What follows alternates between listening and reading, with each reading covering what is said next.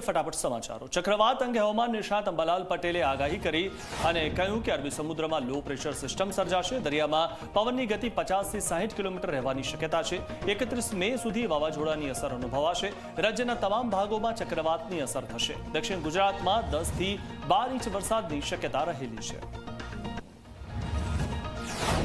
ગુજરાતમાં હજુ 6 દિવસ કમોસમી વરસાદની આગાહી કરવામાં આવી છે। સૌરાષ્ટ્ર દક્ષિણ ગુજરાતમાં ભારે વરસાદની આગાહી છે। 40 થી 60 કિલોમીટરની ઝડપે પવન ફૂંકાવાની શક્યતા। 23 થી 27 તારીખ સુધી કમોસમી વરસાદ વરસવાની શક્યતા છે। ત્યારે અરબી સમુદ્રમાં ડિપ્રેશનની સ્થિતિના કારણે સર્જાયો ચોમાસા જેવો માહોલ। 5 દિવસ માછીમારોને દરિયો ન ખેડવા માટેની ખાસ સૂચના અપાઈ છે। અરબી સમુદ્રમાં લો પ્રેશર સર્જાતા ગુજરાતમાં ભારે પવન સાથે ધોધમાર વરસાદની આગાહી છે। રાજ્ય સરકારે જિલ્લા વહીવટીતંત્રને એલર્ટ રહેવા માટે આપી સૂચના। સુરત, તાપી, ડાંગ, નવસારી, અમરેલી, ભાવનગરમાં એલર્ટ આપવામાં આવ્યું। આ જિલ્લામાં 24 કલાક કંટ્રોલ રૂમ કાર્યરત કરવા માટે સૂચન।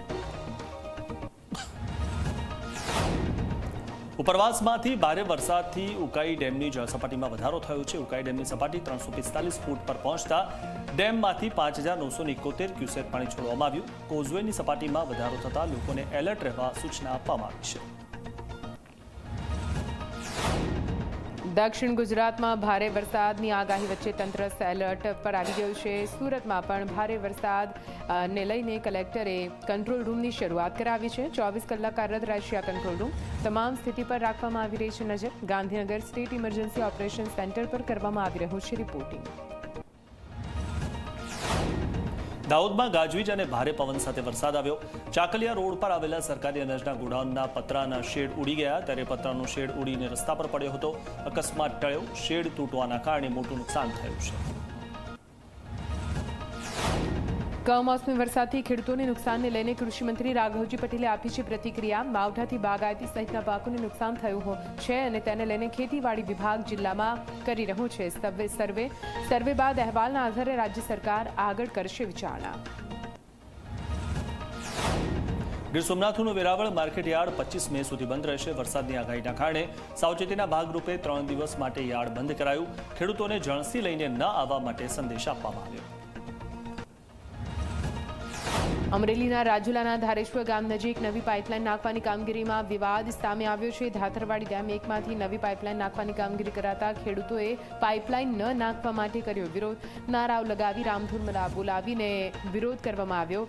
કામ બંધ કરાવવા જતાં ખેડૂતોની અટકાયત કરવામાં આવી।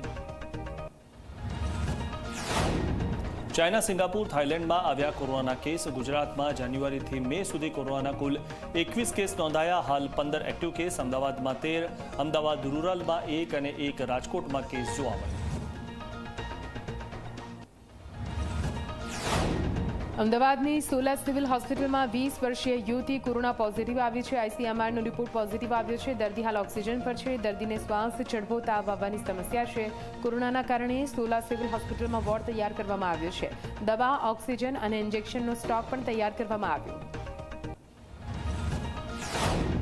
અમદાવાદ શહેરમાં નોંધાયા વધુ 4 કોરોના કેસ। નવા નોંધાયેલા 4 કેસ પૈકી 3 વ્યક્તિ હોમ આઇસોલેશનમાં અને 84 વર્ષીય પુરુષ વ્યક્તિ ખાનગી હોસ્પિટલમાં દાખલ છે। કોરોનાના વધતા કેસને લઈને એસવીપી અને એલજી હોસ્પિટલમાં કોવિડના 10 બેડ કાર્યરત કરાયા। કોરોનાના વધતા કેસથી ડરવાની નહીં પરંતુ સાવધાન રહેવાની જરૂર, એએમએના પ્રેસિડેન્ટ ધીરેન મહેતાએ આપ્યું નિવેદન। વધુમાં તેમણે કહ્યું, રસીના કારણે ઇમ્યુનિટી જનરેટ થઈ ચૂકી છે પરંતુ ભીડથી દૂર રહેવું, લક્ષણો દેખાય તો તાત્કાલિક ડોક્ટરનો સંપર્ક કરવો જરૂરી।